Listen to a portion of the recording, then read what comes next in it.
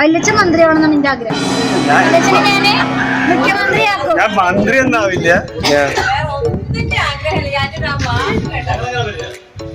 മന്ത്രിയാവണം.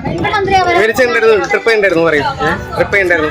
Trip എന്ന് പറഞ്ഞാൽ നമ്മള് നിർത്തി വെച്ചോടത്തോടെ രാമേശ്വരത്തേക്ക് പോവാന്ന് ഇന്നലെ പറഞ്ഞു. രാമേശ്വരത്ത് പോയി. ശാരീരികമായിട്ട് എനിക്ക് സുഖമില്ലാത്തതിന്റെ പേരിൽ ഞാൻ കൂടുതലൊന്നും ക്ഷേത്രത്തിന്റെ ഉൾവശത്ത് പോയിട്ടില്ലെങ്കിൽ ക്ഷേത്രത്തിൽ പോയി തൊഴുതു.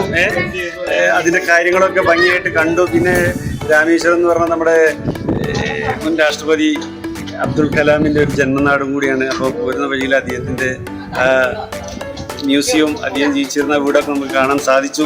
സമയക്കുറവുകൊണ്ട് അവിടെ ഇറങ്ങാൻ കഴിഞ്ഞില്ല.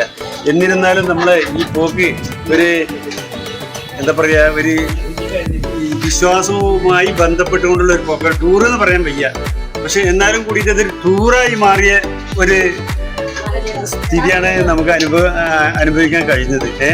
അപ്പൊ എന്തുകൊണ്ടും കുറെ ആളുകളോട് സംസാരിക്കാനും പിന്നെ നമ്മുടെ ഈ റിലേഷൻഷിപ്പ് ഒന്നുകൂടി പുതുക്കാനും അതുപോലെ തന്നെ നമ്മുടെ ഈ രാമേശ്വരം, ധനുഷ്കോടി, അതുപോലെ തന്നെ ഇപ്പൊ പഴനിയിലൊക്കെ ഞാൻ മൂന്നാമത്തെ നാലാമത്തെ പ്രാവശ്യം വരുന്നത്. രാമേശ്വരം ഫസ്റ്റ് ആയെങ്കിൽ പോലും എന്തൊക്കെ പറഞ്ഞാലും ബന്ധങ്ങൾ ഊട്ടിയുറപ്പിക്കാൻ പറ്റിയ ഒരു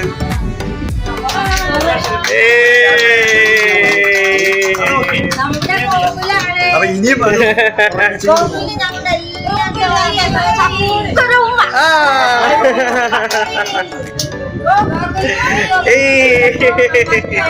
അങ്ങനെ വരുമ്പോൾ ഗോകുലിന് എന്താണ് പറയാനുള്ളത് നമുക്ക് കേൾക്കാം. പറയൂ, എന്താണ് ഗോകുൽ ഇത്രത്തോളം കാട്ടി വെച്ചിട്ട് എന്താ പറയാനുള്ളത്?